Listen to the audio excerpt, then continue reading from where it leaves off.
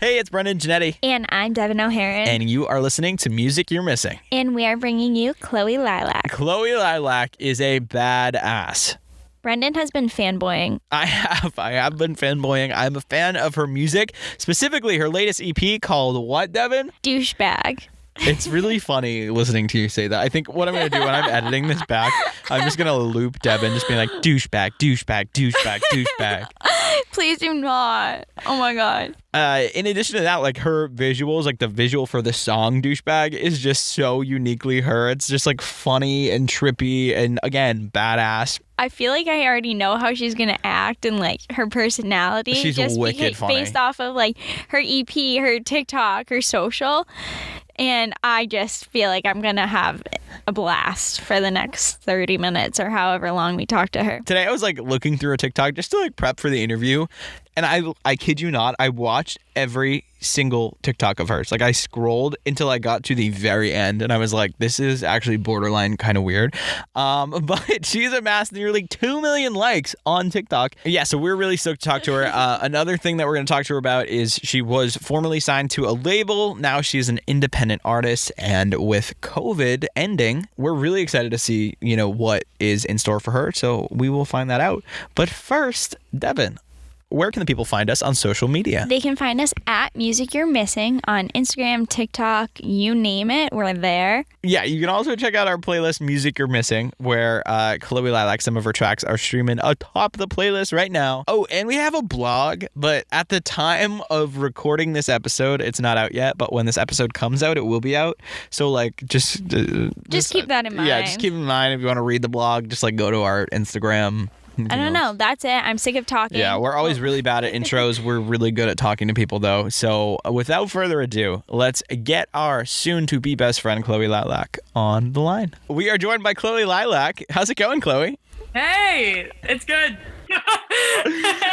We were just chatting a little bit before this room, this backdrop we've seen on TikTok, and now I don't know. I feel like it's like it's real life, yeah. And you don't know how to react to it, Dude, that's so fucking wild. I'm kind of fangirling over it. Right? I'm not gonna lie.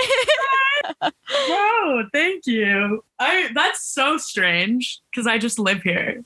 Like it's literally just your life and you're just living there. I just live here. I don't know. It's not Shrek, but they're calling it. Weirdly, yeah, it's not Shrek. I got this at a zine fair. Ignore the Mac DeMarco poster. I'm such a fuckboy. I got this at a zine fair when I was 17. I saw it and I was just immediately, I was like, that's going to be mine. Mm-hmm. Yeah, it's my first piece of art I ever bought. So that's awesome. I mean, that's pretty cool. You clearly are passionate about the arts. How important is your creative space to you? Can you perform in a setting that is office centric? Great question. I've always struggled creating in a sterile kind of space, in the Sony building. They used to set up sessions. Shout out ATV. They're super nice over there, but they would set up sessions for me there. And the rooms were barren. The studios were sick, but I don't know. I just think it's more fun to create in a place where there's already art. That feels really pretentious to say though. No, it totally makes sense. You're no.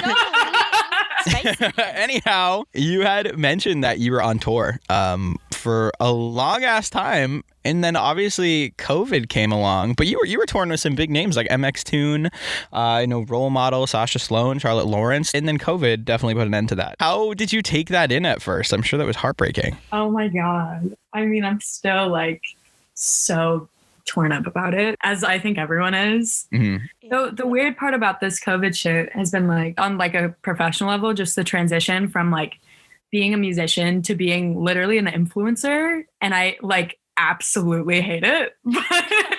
But it's kind of just the way things are going. In the beginning, I couldn't write for 6 months because I was so just heartbroken. Mm-hmm. But I literally sobbed to my therapist the other day about how much I miss my fans. It's just an ongoing just continual endless heartbreak, but that's fine. Everyone is here with me, so I guess it is what it is. But yeah, there's weirdly some type of gratification knowing that you're not the only one going through it. Oh yeah, in a fucked up way. For sure. Like, at least I'm not the only one. Like, before I felt like my depression was only me, and now I'm like, oh damn, all right, everybody else is here. Yeah, no, like it was like a weird. I'm like, okay, yeah, my life came crashing down overnight, but that is okay. I'm gonna make the most of it because we're all in the same boat. Isn't it crazy how like talking about how fucked up your mental health is has just become the norm? Like, I love that. For sure. It's literally like every day, if you ask someone how they're doing, they're honestly like, honestly, I'm shitty. Like, I don't want to talk I'm about having it. a horrible time. Yeah, I'm like, I'm having a terrible day. I'm so depressed. And people are just so honest about it. And I love that. And I love that, like, I mean, I hate it. That, like, yeah, I people hate that feel people like are that. depressed. But it's interesting that, like, it's so out there on social media now. Like, people are so not painting this perfect picture that their life used to be. And it's just like, they're just being honest. Yeah, I mean, I'm kind of eating it up. I feel like everyone felt this way all along, and everyone was just hiding it or like distracting themselves. I've been depressed my whole life. So, like, not to get deep. No, like, no. I've been like incredibly depressed my whole life. Like, in the beginning of like 2020, I was just like distracting myself with all this different shit. And then COVID hit and I was like, oh my God. Like, I gotta deal with it now. No. I feel like that was everyone though. Like, I feel like we were all just like distracting ourselves all the time. Yeah, for sure. There were definitely people that didn't even, realize that the things that they were doing were not ideal and like not good for their health at all. Especially like kind of, I don't know if you guys relate, but like, I don't know, I'm just in my room all the time. I really don't leave. It's really weird to navigate, like, when should I be working and should I be resting, because I'm constantly just on my bed. Like, like, why not? Where else would I be? It's like, it's a weird feeling. I feel like we're kind of at the final stretch though. Like, I feel like we're almost there. I mean, I'm vaccinated and my mom just got her second shot today, which I'm really grateful for. That's awesome. Yeah, so we're vaccinated as well. I mean, obviously music industry have there been I got the I got the Pfizer one. Dude, that shit fucked me up for the second. Right? I was out for one whole week. Mentally, I was so not okay, but like physically, I was fine. Weirdly, I was fine. I got my flu shot though earlier this year, and I fucking died. Like, I was sick for like 5 months. Holy shit, dude! It was crazy because I got my Pfizer shit. I got it like last minute because I have really bad asthma. And so I was like kind of feeling shitty about getting it. Like, I just gotten my second shot and I was like, fuck, like maybe I took it away from someone. Like, maybe I didn't need it despite like using an asthma pump. Clearly. Yeah, like, I was like gaslighting myself out of it because, because why not? Yeah. Yeah. Like, I got nothing else to do. So I was like feeling bad about it. And then I biked up a hill and I got home. I went to sleep. I woke up and I couldn't breathe. So I was like, oh, I'm glad I got the vaccine. All right. Like, it's a tricky situation. I know so many people that feel that way, but at the end of the day, if you're getting vaccinated, you're also saving someone else who you might cross paths with. Yeah. So like, it's really not selfish. It's like a public health thing. Like, you're doing it for the better of the public. So really, you're saving the world. Well, that being said, like we were just saying, like, it is kind of towards the end, at least, way more than it was before. Have there been any plans or talks about potential like shows or touring or like meet and greets or anything on your end? Yeah, I mean, like vaguely. Like, my manager was like, yo, what you want to do? I was like, man, anything and everything, please. I'm so fucking excited for a tour. Like, it's all I think about. I remember the day that I was like, okay, so I'd gone to like MTV, not to flex. No, that's awesome. Flex on it. To like this say what's about up. You. I was, that's such a douchebag, like dropping. Like, I'm like, yeah, I went to MTV, but like I was going and I was really excited and I was like, wow, like this is so cool. And I was on my way home and I remember like everyone when I got there was like, dude, like, should we be shaking hands? And it was like March 14th. And I was like, what are you guys talking about? This is nothing. Like, come on, like, don't be a fucking square. Yeah. And so then I got on the fucking train home and like the vibe was off already. Like, people were mad sus. It was like rush hour. And some lady started coughing. Oh, Like, she started coughing. OD. Me and this woman across from me, we looked at each other. Fear. We both left. We both left the car, and then we both got into the next car, and we looked at each other, and it was like this moment of like, oh man. And I'll never forget. I hope she's doing okay. I don't know where she is now, but I'll never forget her. It was a crazy vibe. That was the last time I took the train for 7 months. And in New York, that's like the epicenter. Yeah.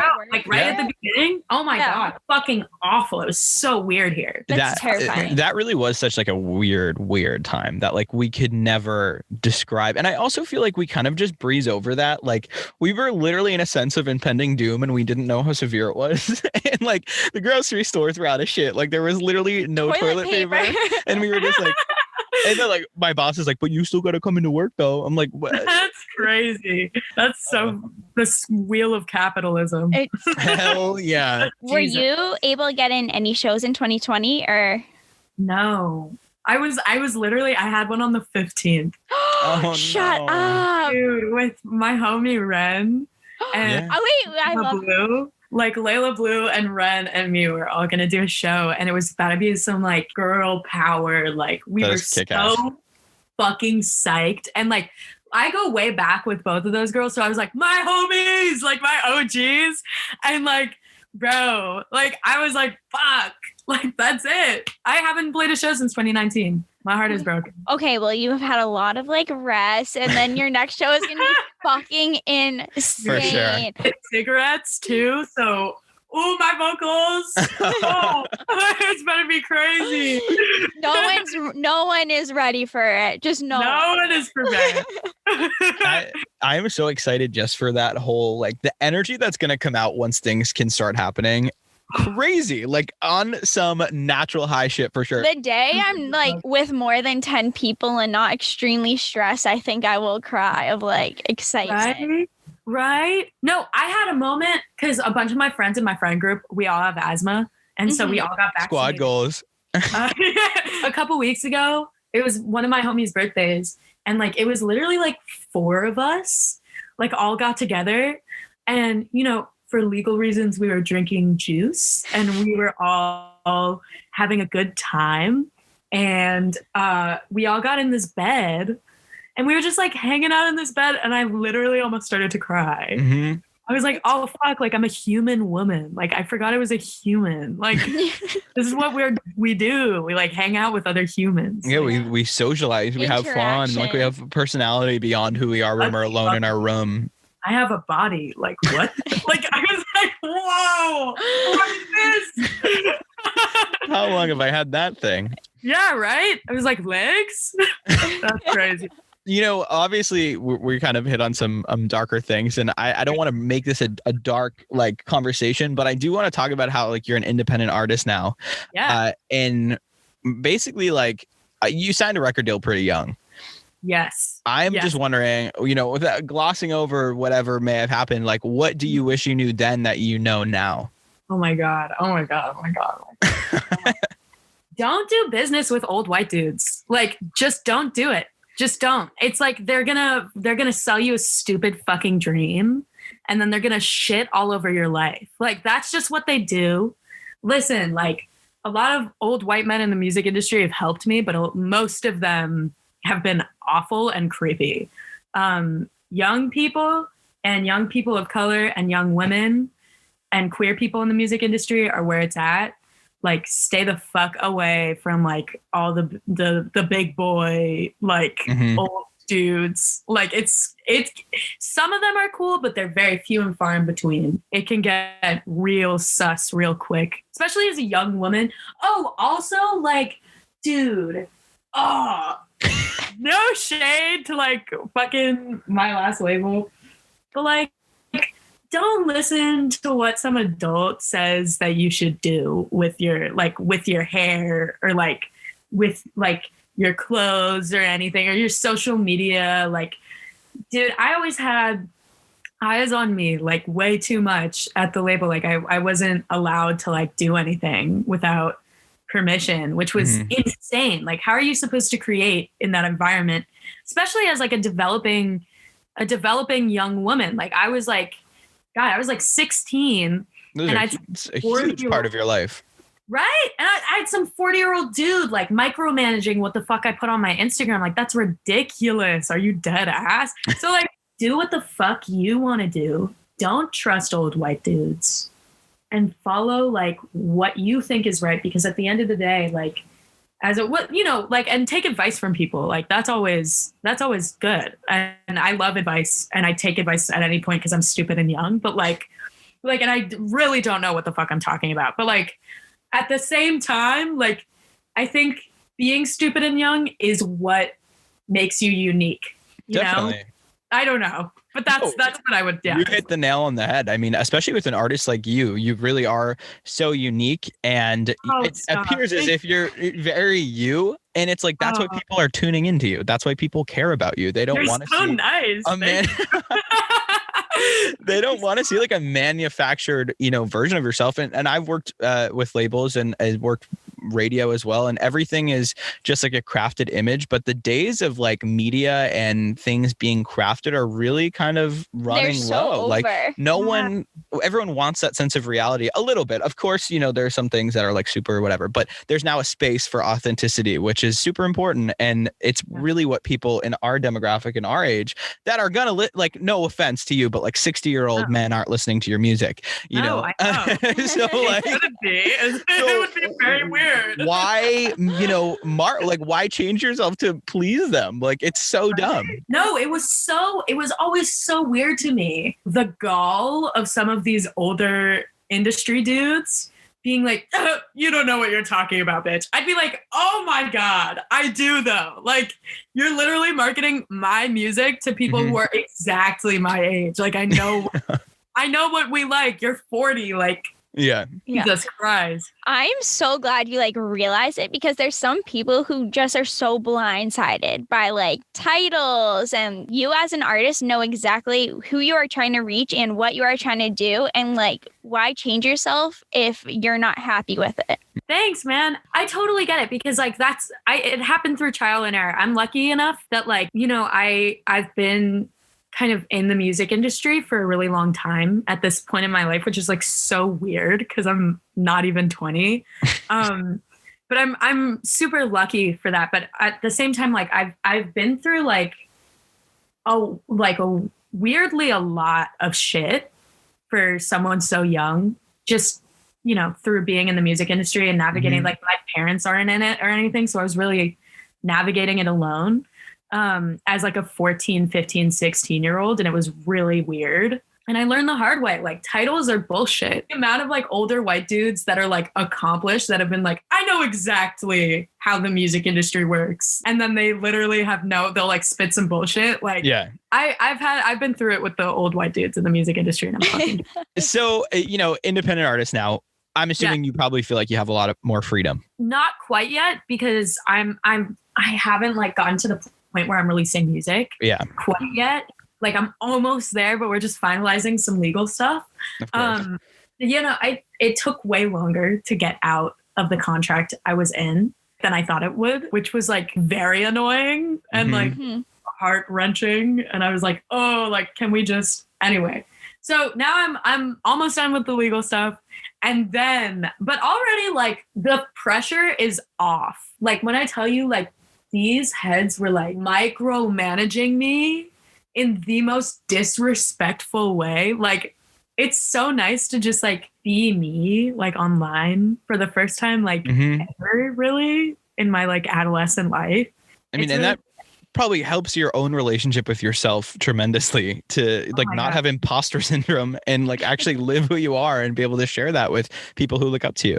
OD. And it's also like really nice to like not feel like I have to like Photoshop everything and like, you know, like it was just a lot of like slick bullshit. Like I've never been a slick person. Like that's not who I am. Like I'm a very not slick. I'm a rough person. Like, you know what I mean? Like I am the least like PG. I don't know. So they were like trying to do some shit. I was like, are you fucking serious, dude? So anyway, yeah, it's been sick as fuck. Also like being able to like do stuff for me. I'm not making music for some label to take like a huge percentage of it anymore. I'm making music for me now and for like my fans, you know? And like hopefully new fans Definitely. So that's like a huge change, and I love it. How do you feel about, because I mean, now TikTok has really blown up and you've definitely seen success on the app. How is it like, you know, you're at a point where you haven't been able to release music until soon, but like now you have all these new fans and you can't, you know, show them like the things that are. Oh yeah, I can't be like, I'm releasing a song in a week. Yeah. It's weird. I hate it. It's like I'm like, because it's all in my notes app.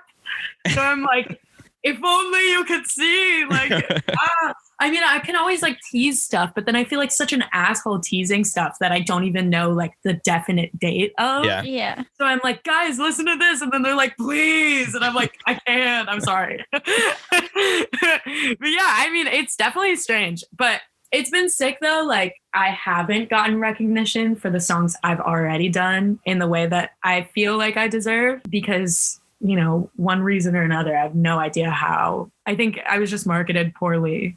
The streams and the followers just didn't connect. Mm-hmm. But now I've been like, you know, I post TikToks and I like always introduce myself and people are like, oh shit, I have your song saved. And I'm like, that's so weird, but cool. Hey, it's me.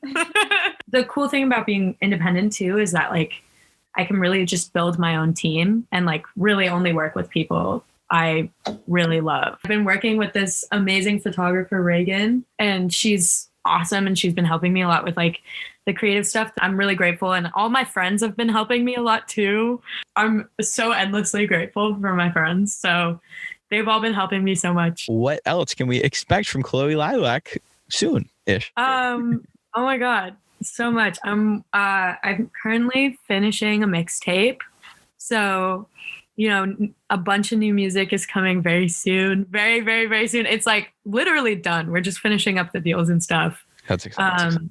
Yeah, it's super exciting. I literally fucking can't wait. I think just more like cool shit is coming. Then hopefully when it's safe, like tour. That would be fucking sick. So we're based in Boston. We would absolutely love for you to come to Boston. That would be so cool. I love Boston. I know. Well, we heard it. We heard it in your track. Oh my God.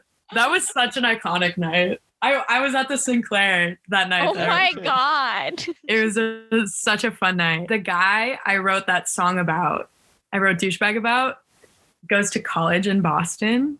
Oh, spicy. Dude, he was at the show that I like performed it. I performed it in front of him. Was he aware at the time that it was about him? Oh yeah. Like he knew instantly. Yeah. He was like weirdly very cool about it. That's iconic. I was like, okay, King. Like, was that like in your head while you were performing it? Were you like, oh, he's here? Or were you just Are you kidding? I was so fucking nervous. He called me like I was in sound check and I was like, this sold out show. And I knew he went to school there, but we kind of like weren't on the best terms. So I was like, you know what? Like, fuck that. Like, stop thinking about him.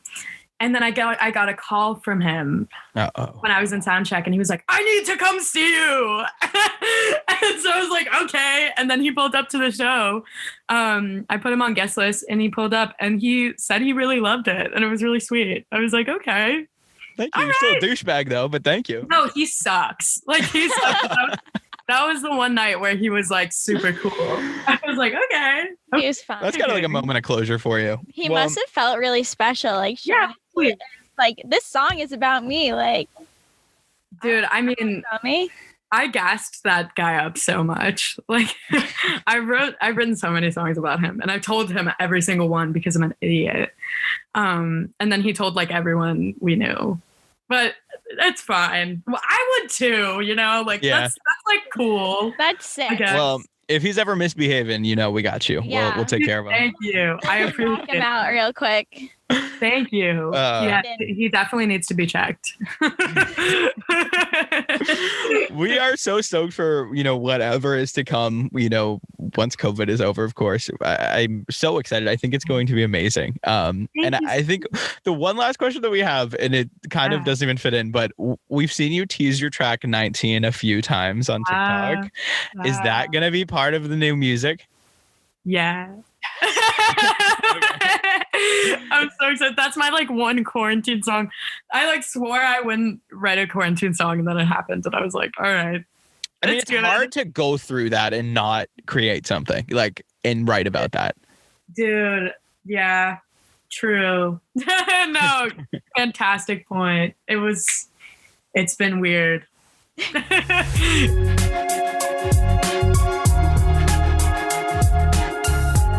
I did not want to stop talking to her. She was so much fun. She was just so genuine, and she really had a lot of experience and knowledge for someone who's so young, and she has been in the industry for way longer than most people her age. So it's mind-blowing. Yeah, I mean, starting at 16, I think it's just weird too. It's a different situation when you're starting in an industry when you're 16 and you're not already famous. Like, she really grew into an industry where, you know, I'm not saying like she was manipulated, but like, you're 16, you're so young, you're very impressionable, and clearly, I mean, she did just fine, but it is a unique thing because usually you see like 16-year-olds blown up, they have like some type of exposure previously, like Disney Channel or something. She went in hardcore to the music industry at such a young age. She's wise beyond her years. Truly. And that's why like it aggravates me that she was saying like some people wouldn't, you know, treat her as such. It's like, bro, like, how are you gonna tell this girl who's been, you know, performing and touring to tour at that age is such a hard thing to do. I started when I was 21 or 22 and I struggled. So imagine touring as a teenager when you're supposed to be like, when typical teenagers are in high school and you're touring across the country or the world. Like, that is not a common thing, and touring is not an easy thing to do.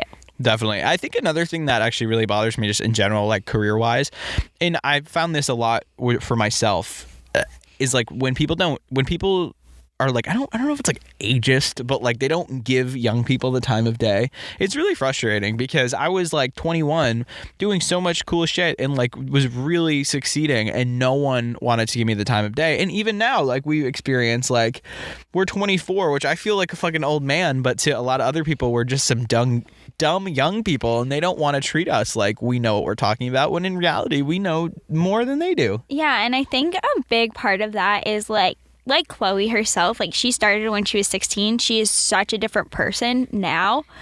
And people will always think of you, like the people you met, like when you started out, will always think of you as that person. Oh, yeah. And I feel like in my career personally, like the people who I met at 18 and the people I know now at 23, like I am a completely different person. And people that I knew back then still don't respect the fact that I'm not a child anymore. That it is what it is, and we don't need to get into that conversation because we're talking about Chloe and she takes priority. But with that, I'm just so happy that she finally got out of that situation and she's going to drop music and then she's going to tour. And yeah, I super feel like stoked. It's all coming aligned. Yeah, like, it's all working out. I don't even know if she realizes that like this year is I already know like this year is going to be a huge one for her. Maybe not this year, whenever like COVID ends. Yeah. It's going to be a huge year for her. And I genuinely am really excited to say that, you know, we had her on Music You're Missing before she was the Chloe Lilac that we all know. We had her on Music You're Missing and we watched her do all this shit. That, and now you're not missing her. Exactly. That's the point. Well, you can follow Chloe Lilac at Chloe Lilac on Instagram. Or at Chloe Lilac _ on TikTok. And you can stream her music atop the Music You're Missing playlist now. Don't forget to follow us on Instagram at Music You're Missing. Don't forget to follow us on TikTok at Music You're Missing Podcast. Spicy. Okay. Yeah. Yeah. Literally, I'm so tired. So we didn't picture. Actually, let's tell them. We wrapped the interview with Chloe, and literally, it like our like recording thing was like file not ready. It wasn't popping up, so we thought the whole thing deleted. So we took 30 minutes, both crying, basically, to like figure this out, and it just Devin was like, maybe just like restart your computer, and I did, and that was it. That was the trick. So who knew? I'm a fucking genius bar over here. Things work out sometimes, but you know. All right, peace out. Bye. Bye.